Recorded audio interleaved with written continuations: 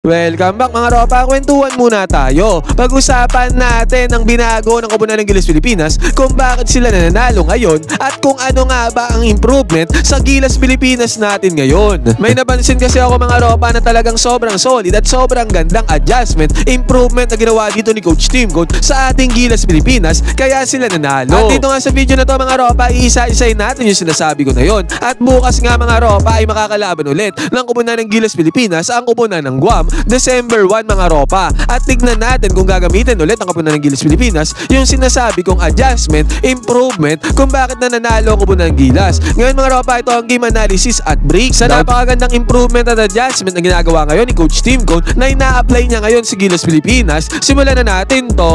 Okay game. Ngayon mga ropa, dito tayo magsimula sa possession na to ng koponan ng Guam. Tignan natin yung sinasabi ko dito na bago sa ginagawa ni Coach Team Code. Ang nangyari kasi dito mga ropa, yung depensa ng koponan ng Gilas Pilipinas ay sobrang lakas. Dito sa game na to mga ropa, kontra sa koponan ng Guam. Tignan natin pumaposte dito yung player ng koponan ng Guam. At ang bumabantay sa kanya dito mga ropa ay si QMB dito sa may poste. At kitang-kita natin na ginawa dito ni Junmar Pardo mga ropa. Inabangan niya na yung player na yan ng koponan ng Guam dito sa may ilalim kasi alam niyang iikot na to mga ropa. At ang tendency outcome niyan, nagkaroon ng good defense dito si Junmar Pardo against sa player na yan ng koponan ng Guam. Ito yung sinasabi ko mga ropa na sa tingin ko ay ngayon lang to ginawa ng koponan ng Gilas Pilipinas at ni Coach Team Code in terms of defense na naging sobrang effective sa koponan ng Guam mga ropa kasi nga ang Guam ay laging pumupunta dito sa kanilang big man. At ang malupit pa nga dito mga ropa dyan sa good defensive play na yan, nagkaroon ng fast break ang koponan ng Gilas at si JB32 ang nanguna para sa koponan ng Gilas Pilipinas with a slam dunk mga ropa.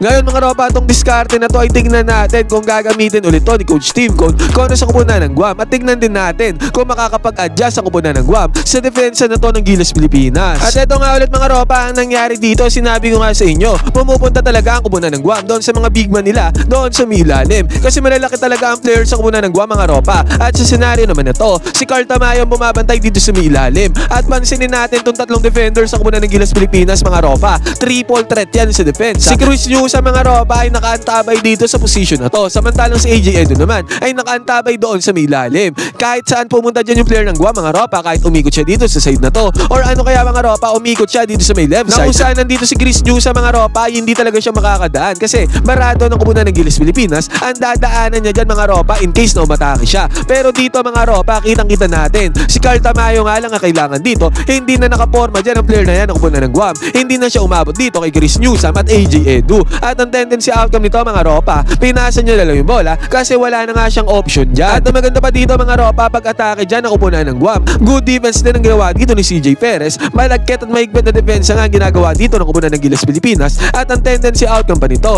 nagkaroon pa ng fast break dito si CJ Perez na nagresulta sa easy 2 points sa koponan ng Gilas Pilipinas. Basket is good. Ito na yung sinasabi natin dito mga ropa na defense turns into offense para sa koponan ng Gilas Pilipinas. Ito ang kailangan natin mga ropa sa susunod na game nila kontra sa koponan ng Guam. Sana magawa ulit to ng koponan ng Gilas Pilipinas para sure win ulit ang koponan ng Gilas kontra sa koponan ng Guam.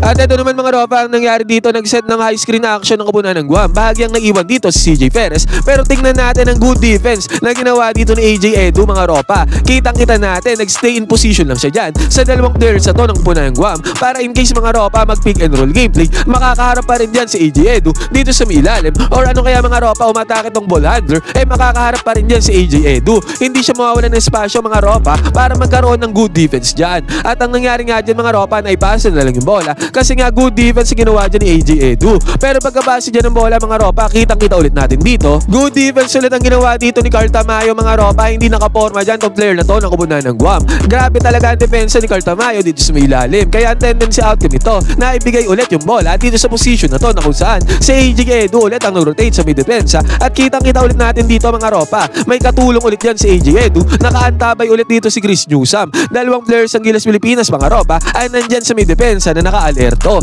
Na-kick out naman yung bola dito sa may 3-point area mga ropa. At ito sa pagkakataon na to, hindi naka-close out dyan si Chris Newsam. Hindi na rin siya nakapag-effort dyan mga ropa dahil pinukol kaagad ang 3-pointer. Pero ang resulta naman nito mga ropa, mintes sa tirada dyan ang koponan ng Guam dahil na-pressure na rin sila sa oras mga ropa. Paubos na ang oras dyan ng 24-second shot clock. Ngayon mga ropa, dito naman sa possession na to ng koponan ng Guam, nag-set up sila ng high screen dito. Pick and roll gameplay to mga ropa. At tignan natin yung pick and roll gameplay nila dito. Magandang executed play to ng koponan ng Guam.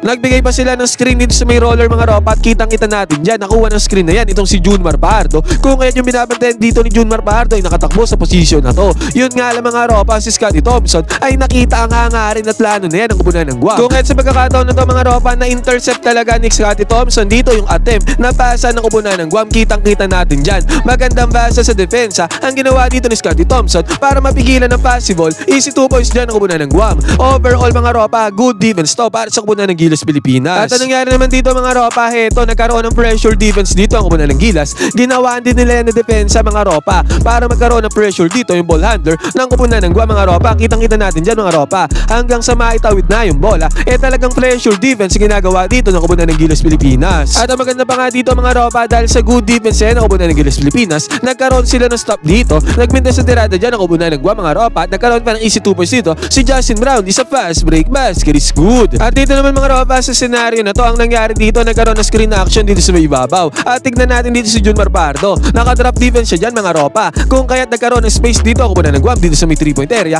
Pero magandang ginawa dito ni QMB mga ropa. Nagbigay siya dyan ng resistance. Sumabay pa din dyan si QMB mga ropa sa may 3-point attempt na yan ang kubunan ng Guam. Kaya ang tendency outcome nito, enough resistance yan para magbintes ang tirada ng kubunan ng Guam.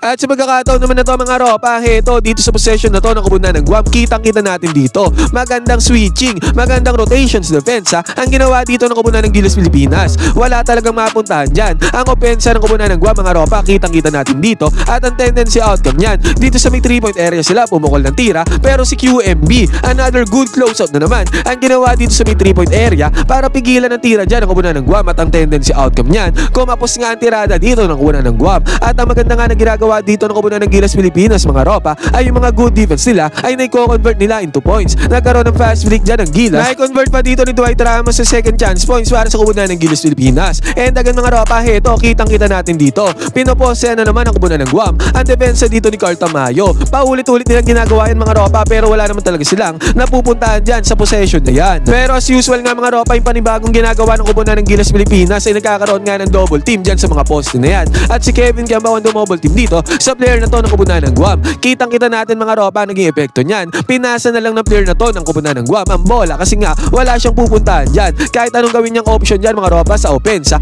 talagang hindi niya kakayanin ang dalawang defenders dyan ng kubunan ng Gilas Pilipinas. Nai-kick out niya yung bola sa may 3-point area mga ropa. Good close out naman ang ginawa dyan ni CJ Perez para magmintes pa rin ang tirada dito ng kubunan ng Guam. At dito naman sa possession na to mga ropa, nasubukan dito ang depensa ni Kevin Kiambao. Pero kitang-kita natin mga ropa, walang pinuntahan dyan yung ball handler ng kubunan ng Guam. Kaya naipass niya yung bola dito sa na. And again mga ropa, another good defense na naman ang ginawa dito ni Junmar Fajardo. Kitang-kita natin mga ropa, walang napuntahan dyan ang opensa ng kubunan ng Guam. Kaya nai-kick out na lang yung bola dito sa may left side corner 3-pointer. At good close out naman ang ginawa dyan ni Dwight Ramos mga ropa. Clearly mga ropa, nagbintes dito ang tirada ng kubunan ng Guam dahil nga sa good defense, sa good rotation sa depensa na ginagawa dito ng kubunan ng Gilas Pilipinas. At ito mga ropa, itong susunod na play na papakita ko sa inyo. Nanguna dito si Scottie Thompson mga ropa. Si Scottie Thompson na nakakuha ng steal dyan sa opensa dito ng kubunan ng Guam. Good defense by Scottie Thompson mga ropa. At ang maganda pa dito, na-convert pa ni Scottie Thompson ang good defense na yan into point. Kasi nagkaroon sila ng fast break dito mga ropa at nakuha naman ni Dwight Ramos ang easy 2 points dyan sa may putback. At ito ulit mga ropa, dito sa may babaw. Good defense ulit ang ginawa dito ng kubunan ng Gilas. Specifically mga ropa, si Dwight Ramos para magbintes ang 3-point attempt dito ng kubunan ng Guam mga ropa. At kitang-kita natin dito, nakuha nila yung offensive rebound. Pero good defense ulit yan mga ropa doon sa may ilalim. Naparotate dyan si Junmar Fajardo mga ropa para maharangan niya yung kumat na player dito ng kubunan ng Guam. At ang tendency outcome nito mga ropa, nagkaroon ng fast break ang kubunan ng Gilas at na-foul dito si Justin Brownlee sa may fast break. Eventually mga ropa, nakapagpunta nga ulit sila ng puntos galing dyan sa foul attempt na yan ng kubunan ng Guam.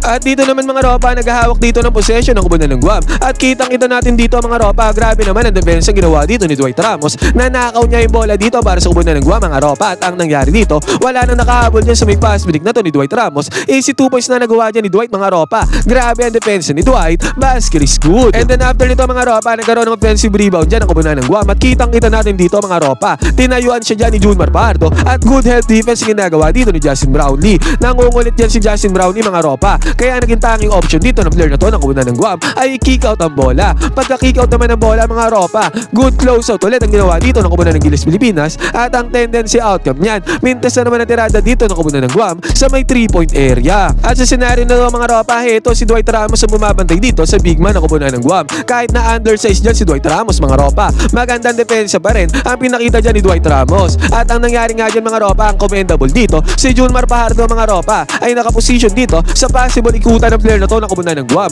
At ganun nga nangyari dito mga ropa. Dyan gusto pumunta ng player na to ng koponan ng Guam mga ropa, pero dahil nandyan si Junmar Fajardo, nag-back out siya sa plano niya mga ropa at kinik out niya na lang yung bola dito sa may 3-point area. At kahit na malaking player si QMB na dumedepensa dito sa may babaw mga ropa, kitang-kita natin dyan, good defense pa rin ang ginawa dito ni QMB para magmintes ang tirada ng koponan ng Guam dito sa may 3-point area. At eto mga ropa, pumunta ulit ang koponan ng Guam doon sa may lalim, doon sa may paint. At tignan ulit natin, ganun ulit ang ginawa dito ng koponan ng Gilas Pilipinas. Pero this time mga ropa, si Japet Aguilar ang naghihintay dito sa position na to. At ganun nga nangyari dyan mga ropa, naka-help defense dyan si Japet Aguilar. At kitang-kita natin mga ropa, hindi nakagawa ng magandang tira dito ang koponan ng Guam at nagmintes ang tirada niya dyan. Good defense to by Japet Aguilar, good defense by Gilas Pilipinas.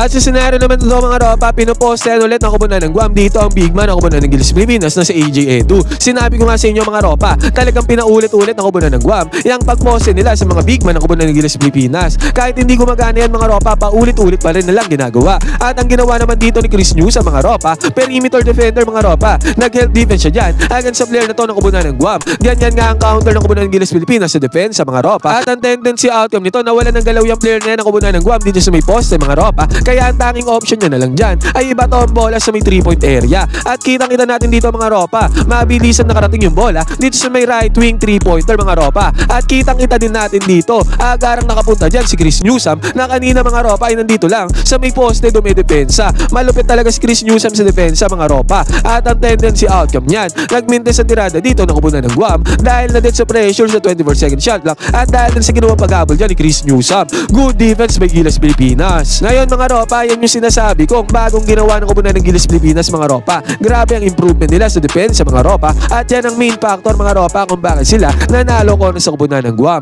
Tingnan natin mga ropa kung gagamitin ulit ng koponan ng Gilas Pilipinas yung counter na yan sa depensa mga ropa kung sa koponan ng Guam sa December 1. Ngayon mga ropa, ano masasabi nyo sa napakagandang improvement dito ng koponan ng Gilas Pilipinas sa pangunguna ng utang ni Coach Team Gold mga ropa? Pwede kayo mag-comment dyan sa baba ng opinion mga ropa, magkwentuhan tayo.